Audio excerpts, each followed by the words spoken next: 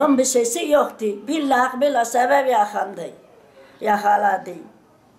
Götürdü, o dedi, teyze getiriyor. Getirdi, daha getirmedi. 23 senedir içeridedir.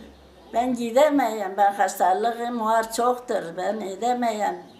Dizlerimde germak var, romatizm var. Ne diyse var, kulaklarıma kadar ağır olmuş, ben edemeyim bir yere gidem. Sakat olmuşum ben, 1,5 senedir hiç görmemişim ben.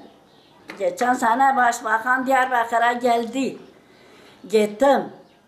Yendi, arabada yendi, benim elimi öptü. Ben dedim bak benim çocuğum 20 yaşındaydı, tutuldu. 23 senedir içeridedir.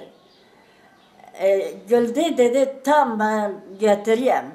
Ben şeye getiririm, Diyarbakır'a getireyim. Bekliyor getirmedi. Yanında kurmayı vardı.